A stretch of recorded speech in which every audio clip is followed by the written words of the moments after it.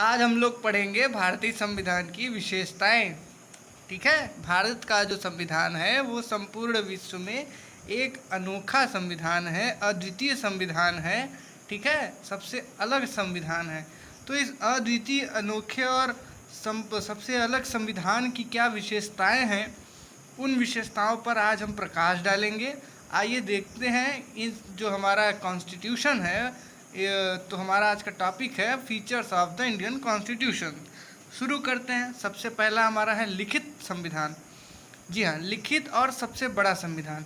भारत का जो संविधान है, सबसे पहले हम यहाँ पे एक और हेडिंग होगा, लिखित और सबसे बड़ा संविधान। तो भारत का जो संविधान है वो विश्व के संविधानों में सबसे बड़ा संविधान है। कहने का क्या मतलब हुआ, कितना बड़ा संविधान है। तो हम इसे देखते हैं कि जो भारत का संविधान है, ये इसमें जब ये बनकर तैयार हुआ था, कब बनकर तैयार हुआ था, पिछली वीडियो में मैंने बताया था। ये 26 नवंबर 1949 को आंशिक रूप से लागू किया गया और 26 जनवरी 1950 को इसे पूर्णतया लागू कर दिया गया। तो जब ये 1950 में पूर्णतया लागू किया गया तो इसमें कुल 22 भाग, 8 अनुसूची और 395 अनुच्छेद थे। ठीक, तो ये जो है, ये अभी तक किसी भी दुनिया के किसी भी संविधान में इतने अनुच्छेद और ये सब नहीं है। इस तरह कहा जाता है कि भारत का जो संविधान है वो संपूर्ण विश्व का सबसे बड़ा संविधान है। भारतीय संविधान में अनेक देशों से कई चीज़ें ली गई हैं। इस पर हम आगे देखेंगे क्या क्या किस देश से लिया गया है। ठीक है, अब देखते हैं लिखित संविधान। लिखित संविधान क्या होता है? भारत का जो संविधान है वो एक लिखित संविधान है। अब आप लोग कहेंगे, अरे यार ये क्या मजाक हुआ, लिखित संविधान तो सभी का होता है, ऐसा कौन सा है कि बोल देते हैं तो संविधान बन गया। ऐसा कुछ नहीं है। लिखित संविधान और अलिखित संविधान में इतना अंतर होता है कि जो लिखित संविधान होता है, परिभाषा आप ध्यान में दीजिएगा, बहुत ही अच्छी परिभाषा है इसकी।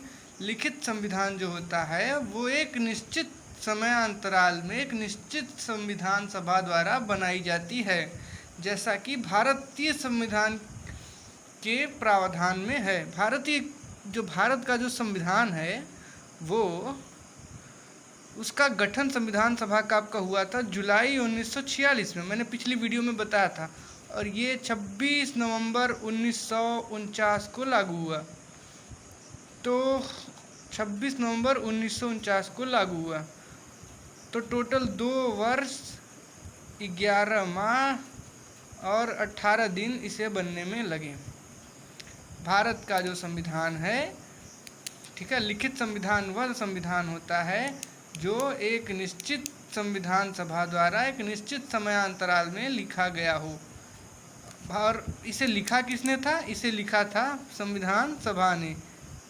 डॉक्टर भीमराव अंबेडकर मत लिख दीजिएगा, संविधान सभा द्वारा भारत का संविधान लिखा गया। तो ये हो गया लिखित संविधान। अलिखित संविधान क्या होता है? अच्छा, ये लिखित संविधान केवल भारत में ही है? जी नहीं, लिखित संविधान जैसे आपका संयुक्त राज्य अमेरिका में भी ऐसे प्रावधान है। ठीक है, कनाडा में भी यही प्रावधान है। तो जहाँ जहाँ आप मतलब ऐसे बहुत सारे देश हैं जहाँ पर लिखित संविधान पाए जाते हैं। अब आप कहेंगे अलिखित संविधान क्या होता है? अलिखित संविधान जैसे कि अगर आप मान लीजिए कई सालों से कोई परंपराएं चल रही हैं, ठीक है, और उन परंपराओं को एक कानून का रूप दे दिया गया हो, तो वो एक संविधान बन जाता है। ठीक है, परंपराओं के माध्यम से जो संविधान बनता है वो अलिखित संविधान के दायरे में आता है। जैसे ब्रिटेन का संविधान हुआ, ब्रिटेन के संविधान के में कहा जाता है कि वहाँ जो चार्टर एक्ट वगैरह आए, इस तरह से वहाँ के संवैधानिक विकास हुआ और उसी से उन्होंने अपना संविधान बनाया। तो ये एक अलिखित संविधान हुआ। ठीक, अगला पॉइंट है संसदीय शासन प्रणाली। क्या होता है संसदीय शासन प्रणाली? सबसे पहले देख लेते हैं। जो भारत में संसदीय शासन प्रणाली है, ठीक, संसदीय शासन प्रणाली मतलब जो सत्ता होती है वो संसद के माध्यम से कार्य करती है, ठीक। तो ये कहाँ कहाँ पर आप, जैसे भारत में संसद है, संसद के 3 पार्ट होते हैं, आप सब जानते हैं। सबसे पहले होता है लोकसभा, आगे पढ़ेंगे राज्यसभा और राष्ट्रपति। तो ये संसद के 3 भाग होते हैं और इन्हीं के माध्यम से हमारा जो संसदीय शासन प्रणाली कार्य करती है। संसदीय शासन प्रणाली में जो राष्ट्रपति होता है वो राष्ट्र का कार्यकारी मतलब नाम मात्र का अध्यक्ष होता है, और प्रधानमंत्री जो होते हैं वो इसके वास्तविक अध्यक्ष होते हैं। जैसे कि भारत में है, भारत में राष्ट्रपति नाम मात्र होते हैं और प्रधानमंत्री जो हमारे मोदी जी हैं वो एक स्वतंत्र, मतलब एक तरह से कह सकते हैं कि मजबूत व्यक्ति माने जाएंगे। तो ये होता है संसदीय शासन प्रणाली में, ठीक है। अध्यक्षात्मक होता है, एक और होता है अध्यक्षात्मक शासन प्रणाली। वहाँ पे क्या होता है, अध्यक्षात्मक शासन प्रणाली, अच्छा, संसदीय शासन प्रणाली में जो आपकी कार्यपालिका, न्यायपालिका और विधायिका तीनों अलग अलग काम करती हैं, ठीक यही होता है अध्यक्षात्मक शासन प्रणाली में। वहाँ पर क्या होता है, वहाँ पर सत्ता का सर्वोच्च अधिकारी राष्ट्रपति होता है, ठीक। और वहाँ पे जैसे भारत के परिप्रेक्ष्य में दिया गया है कि विधायिका मतलब कि जो विधानमंडल के सदस्य होते हैं, जो लोकसभा के सदस्य होते हैं, वही आपके कार्यपालिका के भी सदस्य बनाए जाते हैं, यहीं से मंत्री चुने जाते हैं, ठीक है। और यही लोग न्यायपालिका का भी चयन करते हैं। तो एक तरह से चक्री क्रम चलता रहता है न्यायपालिका, विधायिका और कार्यपालिका में। लेकिन अमेरिका के परिप्रेक्ष्य में क्या है, वहाँ पे अध्यक्षात्मक शासन प्रणाली है। वहाँ पर आपका जो ये है विधायिका जो है, कार्यपालिका जो है और न्यायपालिका तीनों अलग अलग हैं। तीनों एक दूसरे से किसी भी प्रकार प्रतिबंधित नहीं हैं, वो तीनों आपस में सर्वोच्च हैं, अपने अपने दायरे में सर्वोच्च हैं, ठीक है। अगला हमारा टॉपिक है संसदीय शासन प्रणाली तथा न्यायिक सर्वोच्चता में संबंध। यहाँ पर भी ध्यान देने वाली बात है। संसदीय शासन प्रणाली में यहाँ पर क्या हुआ है कि जैसे अभी यहाँ पर हुआ है कि न्यायिक सर्वोच्चता और संसदीय सर्वोच्चता। न्यायिक सर्वोच्चता वो होती है जहाँ पर न्यायपालिका अपने आप को सर्वोच्च साबित करने का प्रयास करती है, और संसदीय सर्वोच्चता वो होती है जहाँ पर संसद कहती है कि नहीं नहीं, आप सर्वोच्च नहीं हैं, जो हैं हम हैं, ठीक है। ऐसे समझिए कि जैसे कोई भी अगर कानून बन रहा है, संसद में बन के पास हुआ, जैसे अभी हम देखते हैं कि जो हमारा कश्मीर मुद्दा था, कश्मीर में 370 हटाया गया, तो इसको संसद में तो पारित कर दिया गया, बाद में इससे न्यायपालिका में भी चुनौती दी गई। तो एक तरह से ये देखा जाता है कि अगर संसद कोई कानून बनाता है तो न्यायपालिका उसे मतलब संवैधानिक उल्लंघन का जो एक है, हमारा जो प्रस्तावना थी, जो संविधान की मूलभूत इकाइयों के को जांचने के हेतु अपने आप पास बुला लेती है और बाद में उसका जांच पड़ताल करती है कि ये उस संविधान के अनुरूप है अथवा नहीं। तो एक तरह से लोग कहते हैं कि भारत में न्यायपालिका सर्वोच्च है, लेकिन ऐसा नहीं है। न्यायपालिका और जो संसद है वो अपने अपने दायरे में अलग अलग सर्वोच्च हैं, ठीक। अगला टॉपिक देखते हैं, नम्यता एवं अनम्यता का संबंध। नम्यता और अनम्यता अर्थात कठोर एवं लचीला संविधान। कठोर एवं लचीला संविधान से क्या तात्पर्य है?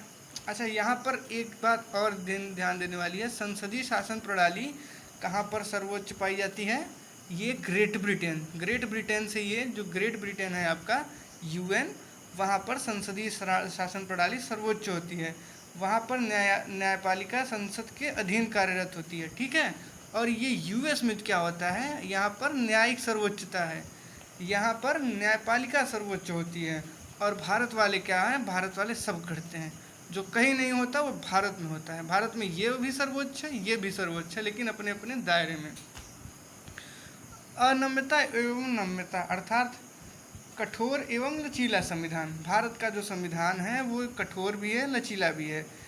ऐसे समझ लीजिए कि भारत का जो संविधान है वो अगर किसी बिल को पास करता है, अगर समझ लीजिए कि कोई धन विधेयक है या फिर कोई संवैधानिक संशोधन है, तो 2/3 बहुमत से पास करा लेता है।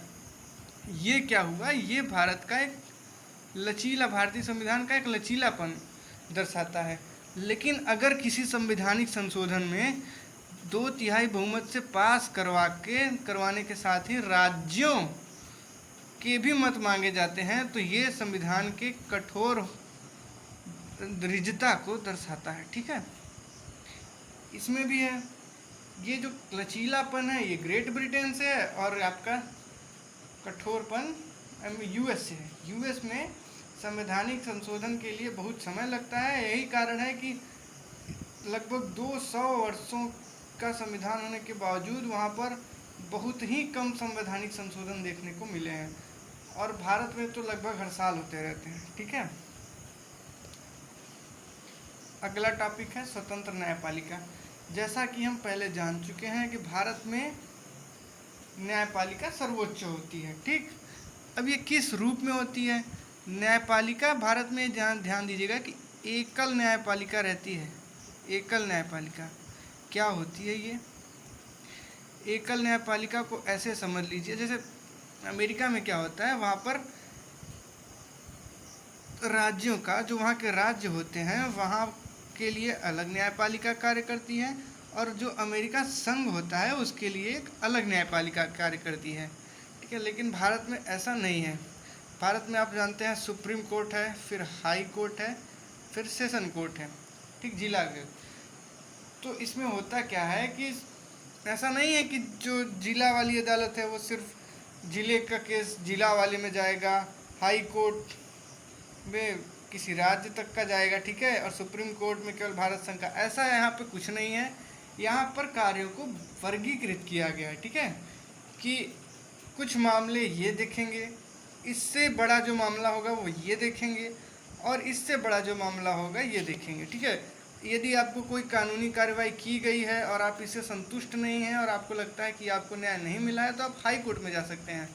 और अगर आपको लगता है कि हाई कोर्ट से भी आप संतुष्ट नहीं हैं, तो आप सुप्रीम कोर्ट भी जा सकते हैं। ठीक है, और सुप्रीम कोर्ट के फैसले से भी अगर आप संतुष्ट नहीं हैं, तो एक बार और न्यायिक पुनरावलोकन के लिए आप जा सकते हैं, जैसा कि हमने देखा है राम मंदिर के मुद्दे में हाल ही में जो सुनाया गया। ठीक, तो अमेरिका और भारत के जो न्यायपालिका, हालांकि भारत की जो न्यायिक सर्वोच्चता है वो अमेरिका से ही ली गई है, लेकिन ये अमेरिका से सर्वथा भिन्न है। अमेरिका में राज्यों के लिए अलग न्यायपालिका होती है और अमेरिकी संघ के लिए अलग न्यायपालिका होती है। लेकिन भारत में ऐसा कोई प्रावधान नहीं है कि वहाँ के राज्यों के लिए अलग हाई कोर्ट हो और संघ के लिए अलग सुप्रीम कोर्ट हो।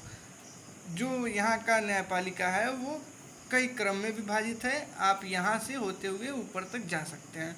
लेकिन अमेरिका में क्या है कि राज्य वाला राज्य को ही देखेगा और संघ वाला संघ को ही देखेगा, आगे पीछे नहीं हो सकते हैं। ठीक, अब नागरिकता देख लेते हैं। भारत में नागरिकता का क्या प्रावधान है? तो भारत में एकहरी नागरिकता है। एकहरी नागरिकता का तात्पर्य ये होता है कि आप जिस किसी राज्य में रह रहे हैं, जिस किसी ज़िले में रह रहे हैं, जिस किसी प्रदेश में रह रहे हैं, उससे कोई मतलब नहीं है।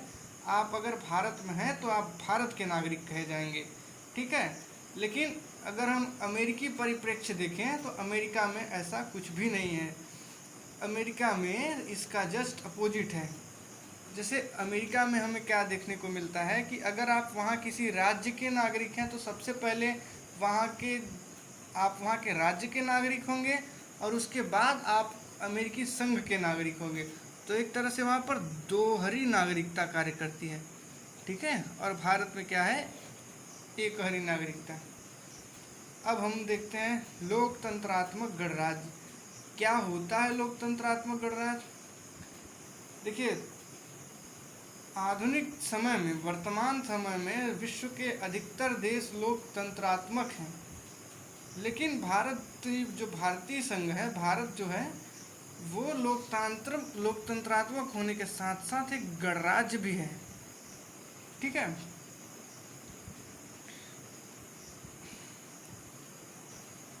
जैसे गणराज्य का तात्पर्य, ये लोकतंत्र से आप क्या समझते हैं? लोकतंत्र तो वो होता है जहाँ पर लोगों को मत देने का अधिकार हो, वो लोकतंत्र हो गया।